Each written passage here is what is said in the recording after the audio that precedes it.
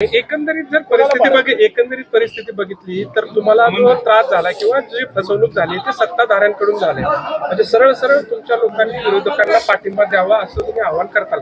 काही भूमिका तर घ्यावीच लागेल ना, नेतृत्व करताय समाजाचं.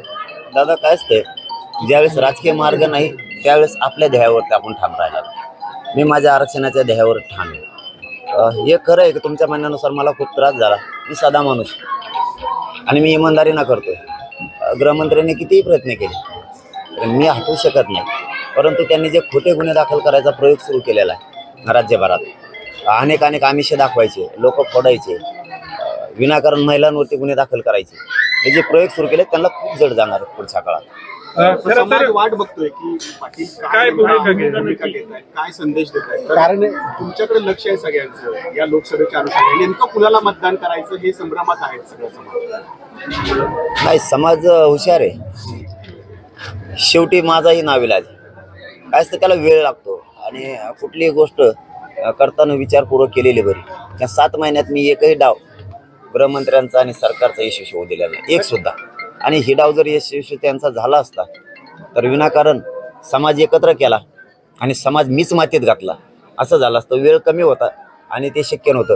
जर यांनी 6 जूनपर्यंत आरक्षण नाही दिलं मग मात्र विधानसभेला पूर्ण महाराष्ट्र काबीज करणार आहे.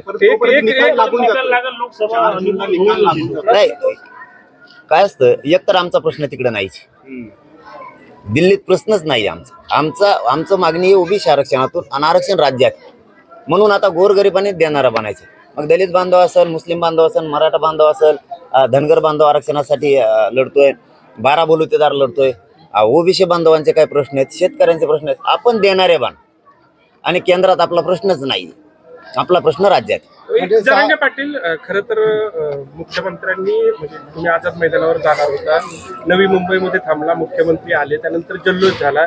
ते एक मुख्यमंत्र्यांवर विश्वास ठेवायची सगळ्यात मोठी चूक होती आंदोलनाच्या दरम्यान, असं तुम्हाला वाटतंय का? कारण त्यानंतर त्या पद्धतीनं पुढं अपेक्षित होतं तसं काही झालं नाही. त्याला चूक नाही म्हणता येणार. एक आंदोलक म्हणून शेवटी पालक होतो राज्याचं सरकारकडे, मुख्यमंत्र्यांकडे.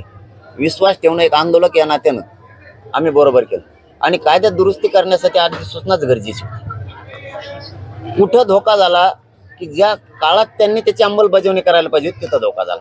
प्रक्रिया तर हीच, मीच नाही कुणी राज्यात असता तर ही प्रक्रिया हीच की तुम्हाला एखाद्या कायद्यात 2001च्या कायद्यानुसार 2012च्या कायद्यात जर ओबीसी आरक्षण ज्या कायद्याने दिले त्याचं जर दुरुस्ती करायचं असेल अधिसूचनेशिवाय पर्यायच नाही. हे सगळ्याला प्रक्रिया लक्षात आहे आणि ती प्रक्रिया त्यांनी करायला अंमलबजावणीला उशीर केला, तिथं धोका झाला. आता तुम्ही आंबेडकर आपल्या संपर्कात अजून आहेत का? ते तुम्हाला फोन करतायत का? ते तुम्हाला पाठिंबा मागतायत का? नाही, संपर्कात नाही आहेत, परंतु आमचे मन एकच आहे. 2 मन होऊ शकणार नाहीत कधीच. परंतु मी राजकीय मार्ग त्यांना ज्यावेळेस आले होते अंतरवाली त्यावेळेस सांगितलं होतं की आमचा 30 तारखेला निर्णय होणार आणि त्या दिवशी आमचा निर्णय महाराष्ट्रासमोर ठेवला की आम्ही कमी वेळ असल्यामुळं काही अहवालही कमी आला होता. निवडणूक लढताना मला पूर्ण प्रक्रिया पार करायला लागते. ते त्यांच्या लक्षात आलं की यांचा राजकीय मार्गच नाही आणि राजकारणात मला असं करून नाही चालणार, कारण इथं बहुमताला खूप किंमत आहे. मराठा क्रांती मोर्चाच्या बॅनरखाली काही उमेदवार उभं राहू इच्छित आहेत. आपलं त्यांना काय नेमकं आव्हान असणार आहे? कारण शिरूरमध्ये वाडेकर जे आहेत त्यांनी अर्ज भरण्यासाठी आव्हान केलं, ते पुढे येत आहे. अशा अनेक ठिकाणी आणि जर असे उभा राहिले तर त्याचा सरळ मत विभागणीचा फायदा जो आहे ते तुम्हाला ज्यांनी फसवणूक केली त्या सत्ताधाऱ्यांनाच होईल अशी स्थिती आहे. तर काय तुम्ही? मी सांगतानाच सांगितलं समाजात, मला कोणाला पाडायचं कोणाला निवडून आणायचं तुम्ही ठरवा. फक्त एक गोष्ट लक्षात ठेवा, आपल्या आई बहिणीचे ओळ विसरू नका. आणि दुसरी गोष्ट, दोघांनी तसं पाहिलं तर आम्हाला काहीच दिलेलं नाही. महाविकास आघाडीने काही दिलेलं नाही, यांनी काही दिलेलं नाही. कारण मी असं करू शकत नाही यांना निवडून आणा त्याला पाहिजे. जो सगळ्या स्वराच्या अंमलबजावणीच्या बाजूने राहील त्याला मतदान करा. आम्ही कुठेही उमेदवार दिला नाही. आता तुम्ही म्हणताय त्यानुसार जर कोणी उभा राहणार असले तर त्यांचा वैयक्तिक प्रश्न आहे.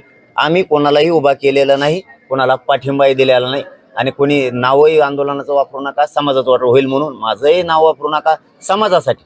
नसतं माझं नाव काय असं काय कुठं एखाद्या मोठ्या पर्वतावर झळकत नाहीये म्हणून नाही म्हणत मी, पण समाजाचं वाटलं नको. खूप माझा समाज लई दिवसानंतर एकत्र आला आणि आपली तयारी नाहीये. विनाकारण कमी मतं पडले तर समाज हरला असं होईल. म्हणून भरणाऱ्याने सुद्धा विचार करा.